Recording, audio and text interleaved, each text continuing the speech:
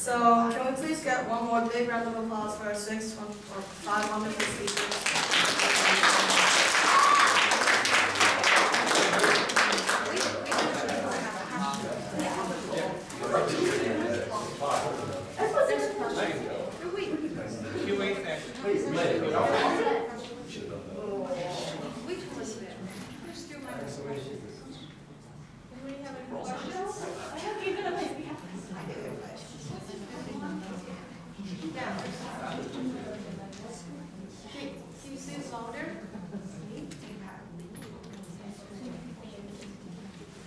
Repeat the question. Yeah, can you repeat the question? Well, she was just asking what college. So I have a question for you guys. You guys are now in college, right? I mean, there's a transition from high school to college, and boom, you step into a new world. And anything you found that was, unexpected, surprising, or anything?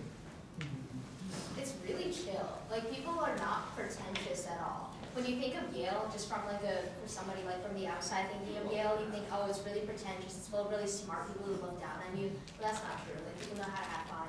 It's like people are surprisingly normal, and that was something I really appreciated. People are more normal than you think they are in school. Any other stuff you guys? I was kind of surprised that, I don't know, I thought, respectfully, I thought everyone there would be smarter. Because, a big part of the application is how well you do in high school. And, respectfully, that's really effort-based. So, yeah. I don't know. There's no, lesson there. It's just something that surprised me. I guess for me, just how big sports culture is at Duke. Apparently, 400 people willingly live outside for 6 weeks for a basketball ticket. I thought that nothing really surprised me. Everyone's really nice. There's going to be smart people. There's going to be not so smart people. You never know what college's admissions are looking for. Something that surprised me, maybe the finance culture at Penn. It doesn't matter what major someone is. They could be, I don't know, an art history major, all the engineers. Everyone wants to go into banking, finance, consulting, product management, whatever. So it's hard to stay focused on their goals.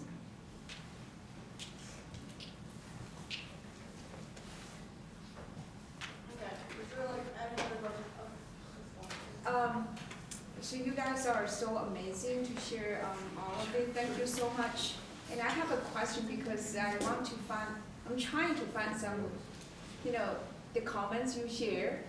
I wonder, because most of the time, your future, as a parent, I think most of the time I'm trying to design the path or the future for my son. So I'm thinking, are you guys let your interest take the lead, or you just, you seek help from advisor of your high school or private advisor, whatever, you can have some help. So what role does all of this help and your own initiative plays?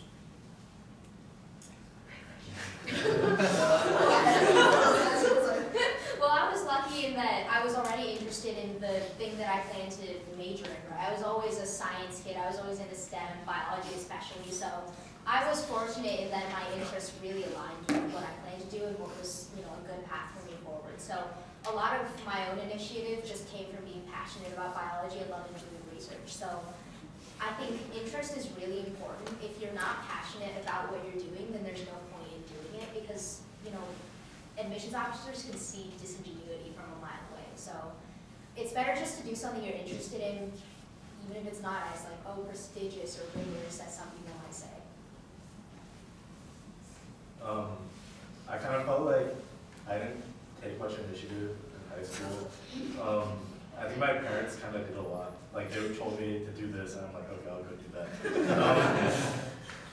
But I think after I got to school, it was a lot easier for me to find my own interests.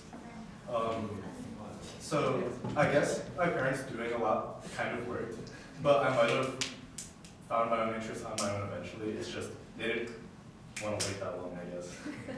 So, I don't know. I guess there's many ways to get to a good place. I guess just do what you love, because if you don't love what you do, you can't do it well.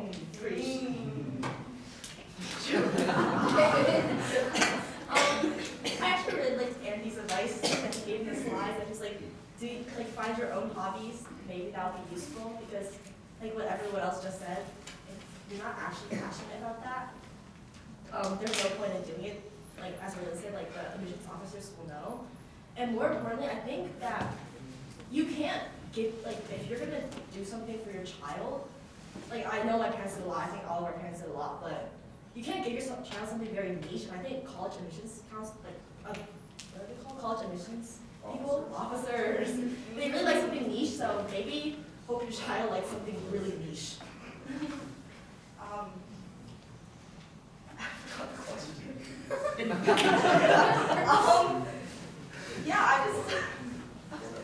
I do think it's important. I'm sure all the kids here, they have a passion in some form. It may not be something that you can see as like typically like college material, but I feel like out of every person's interest, you can find something that, I don't know, you can figure out something that they like, and then I think the parents can definitely help, but forcing your kid to do these things may not work, because if they genuinely don't care, if they also just like only care about getting to a top school, like the passions are gonna fizzle out, it's not gonna work. Thank you. What are your thoughts on AP? None of us. What's that? Oh, It's like I thought you said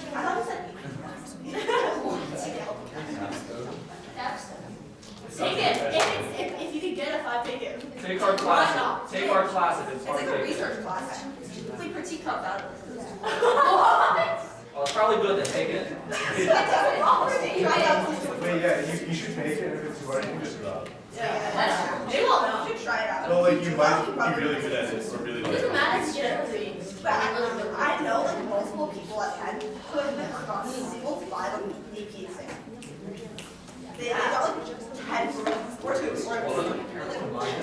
Oh, yeah, I don't even know. Combine that right now. No, he's like an international. Wait, I actually like, no, I can't like, Wait, actually AP scores are not, they don't matter, because also if you do that, you just cancel it. Because this kid, he like submitted like 2 degrees and then canceled like 8 degrees. And he's like 25. No, wait, he's rich, he's not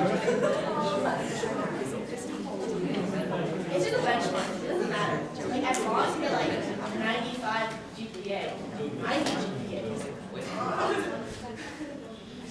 I have a question.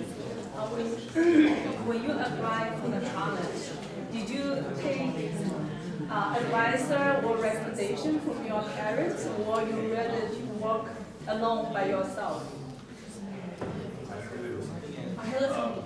My parents were kind of okay with me doing anything because they were more interested in whether I was able to pursue the things that I liked rather than the prestige on school. I was just lucky that I was able to get into something as prestigious as Yale. So honestly, it depends. Every family is structured differently, so I can't speak on anyone's individual situation, but I think my general idea is that the role of the parent should be as a support and not as, a driving force and pushing your child in a certain direction, because that just leads to, in my experience, it leads to resentment and it leads to lack of passion, and that's not good for a college application and not good for health.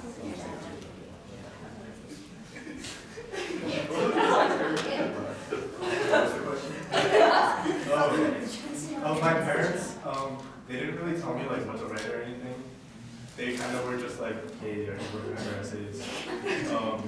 And they told me to apply to Carnegie Mellon, so I guess that was helpful. My mom like really wanted me to apply, so yeah. But like, yeah, I definitely think in terms of the actual essays and the work that gets put in, that should be on the student.